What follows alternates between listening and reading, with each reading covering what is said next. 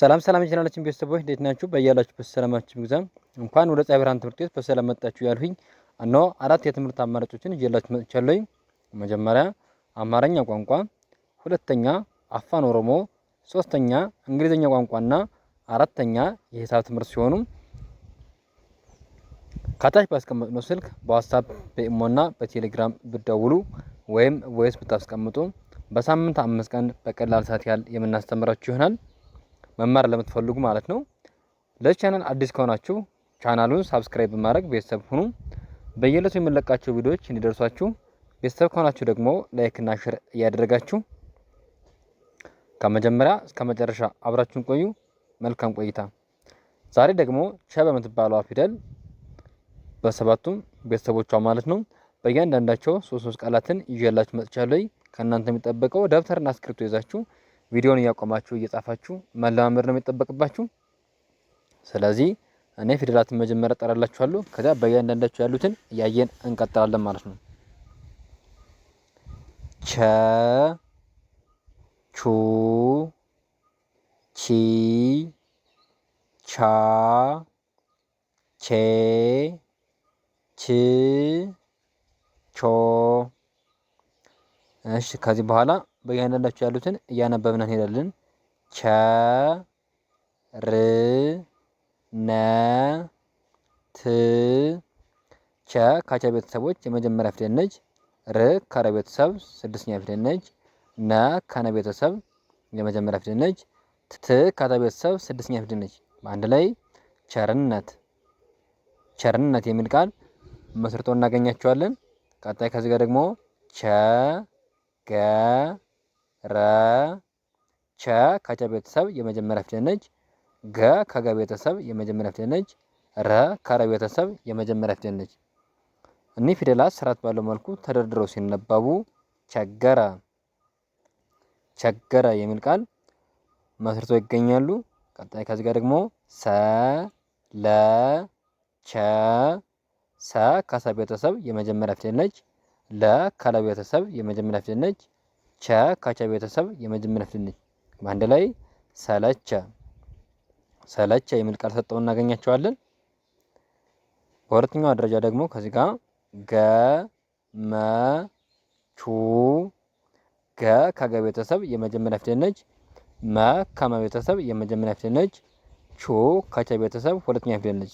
በአንድ ላይ ስርዓት ባለው መልኩ ተደርድረው ሲነበቡ ገመቹ፣ ገመቹ የሚል ቃል ሰጠው እናገኛቸዋለን። ቀጣይ ከዚህ ጋር ደግሞ ተ፣ መ፣ ቹ። ተ ከተ ቤተሰብ የመጀመሪያ ፊደል ነች።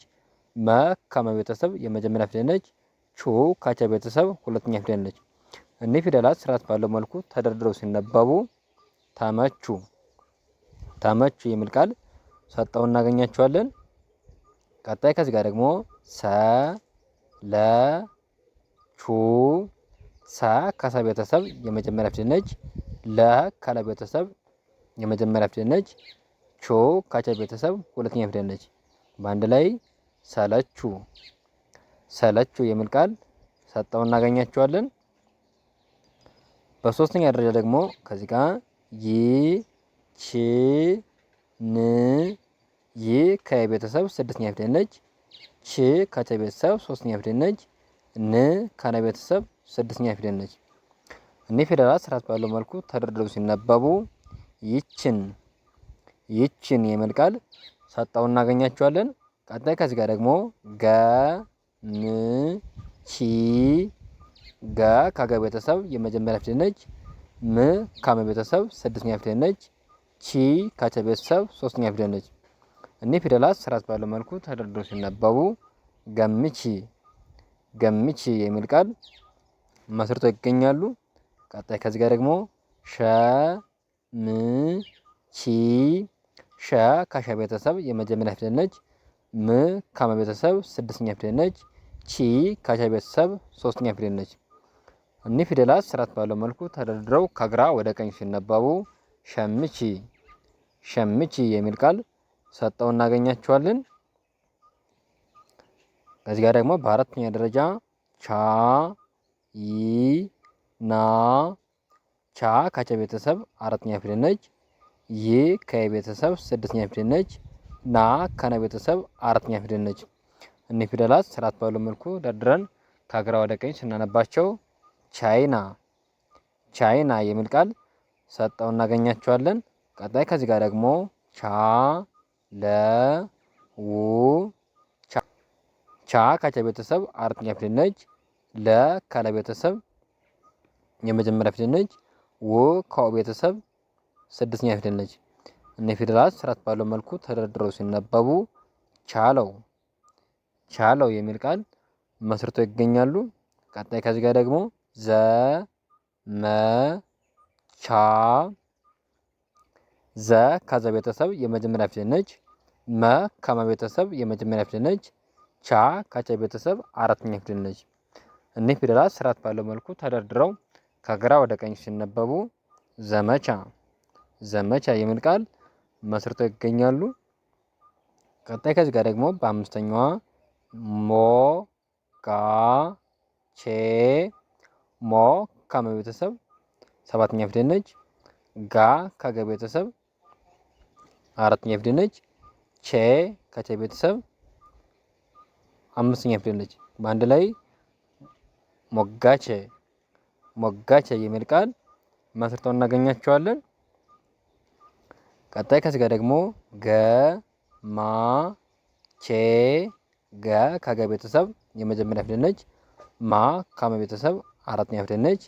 ቼ ከቸ ቤተሰብ አምስተኛ ፊደል ነች። በአንድ ላይ ገማቼ ገማቼ የሚል ቃል መስርተው እናገኛቸዋለን።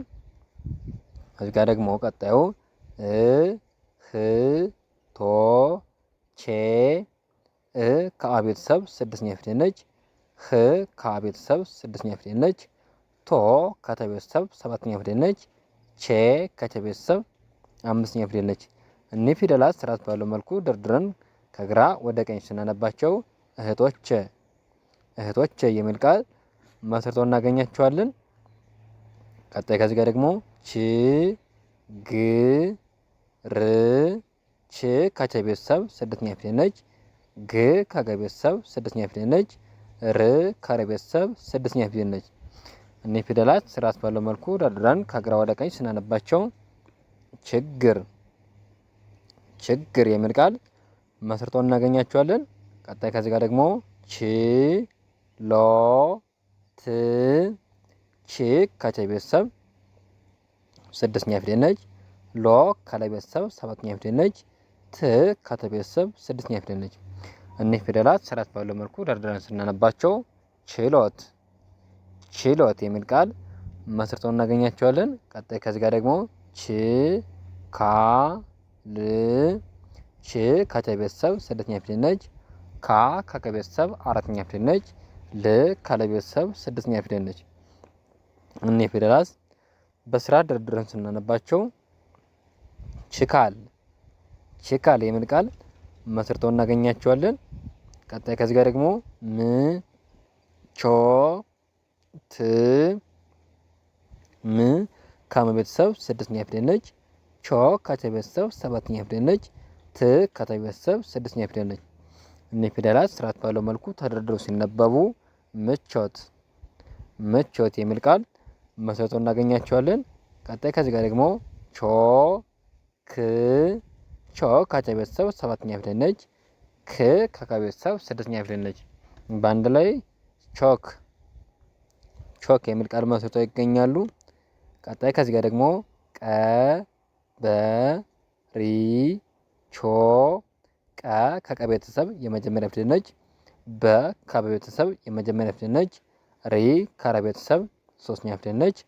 ቾ ከቸ ቤተሰብ ሰባተኛ ፊደል ነች። ስለዚህ እነዚህ ፊደላት ስርዓት ባለው መልኩ ተደርድረው ሲነበቡ ቀበሪቾ ቀበሪቾ የሚል ቃል መስርተው እናገኛቸዋለን። ስለዚህ ዛሬ ከዚህ ጋር ለየት ያለ ነገር አሳያችኋለሁኝ። ምክንያቱም ተመሳሳይ ድምፅ ኑሯቸው ግን የትኛዋን ነው መጠቀም ቃል ስንመሰርት የትኛዋን ከየትኛዋ ቦታ ላይ ማስቀመጥ እንደምንችል በጣም እንቸገራለን። ለምሳሌ ችኛዋ ቺ እና ችኛዋ ቺ በአብዛኛውን ሰዓት በድምፅ ስለሚቀራረቡ በደንብ ካለየናቸው ቃል በምንመሰረትበት ሰዓት ያስወስቱናል። ስለዚህ እንዴት ነው መለየት የምንችለው? እንደገና ደግሞ ይችኛዋ ቼ እና የመጀመሪያዋ ደግሞ ቸ፣ ይችኛዋ ቸ፣ ይችኛዋ ደግሞ ቼ። እንዴት ነው እነሱን መጠቀም የምንችለውንም በዚሁ ላሳያችሁ። ይችን አምስተኛዋን መጠቀም የምንችለው አምስተኛ ፊደሎች አብዛኛውን ሰዓት የኔ የሚለውን ያመለክታሉ። የኔ አሁን እዚህ ጋር ሞጋቸ፣ ገማቸ፣ እህቶች ስንል የኔ የሚለውን ያመለክታል። የኔ አምስተኛ ፊደሎች በአብዛኛው ሰዓት የኔ የሚለውን ያመለክታሉ። ለምሳሌ ሌላም ተጨማሪ የቤተሰቦች አሉ። የቤተሰቦች የምትባሏ ፊደል ማለት ነው። የእሷ ቤተሰቦች አሉ። እኛ የምትባሏ ፊደል የእሷ ቤተሰቦችም አሉ። ልክ እንደዚህ ያስታሉና እነሱን በዚሁ ልክ ያያችሁ ማየት ትችላላችሁ። ለምሳሌ ሸ ከሸ ቤተሰብ የመጀመሪያዋ ሸ እና አምስተኛዋ ሸ፣ ሶስተኛዋ ሺ እና ስድስተኛዋ ሽ። እነዚህ ሁሉ ልዩነታቸው ማየት ትችላላችሁ። እንደገና ደግሞ ሶስተኛ ፊደላት ደግሞ ትእዛዝን ያመለክታሉ። አድርጊ ማለት ነው። ልክ አድርጊ እንደማለት ነው የምንወስደው። ለምሳሌ እዚህ ጋር ትእዛዝ ነው። ማን ይላል እዚህ ጋር መሰላችሁ? ገምቺ፣ ሸምቺ። አሁን ሁሉ ትእዛዝ ነው። ትእዛዝ ያመለከተ ነው ማለት ነው። ስለዚህ በዚህኛው መለየት እንችላለን። ሶስተኛ ፊደላትን ከስድስተኛ ፊደላት፣ አምስተኛ ፊደላትን ደግሞ ከመጀመሪያ ፊደላት እንደዚህ አድርገን መለየት እንችላለን ማለት ነው። ለዛሬ ያለኝ ቪዲዮ ይሄንን ይመስላል። ነገ በሌላ ቪዲዮ እንገናኛለን። መልካም ጊዜ ይሁንላችሁ። መልካም ትምህርት። ቻው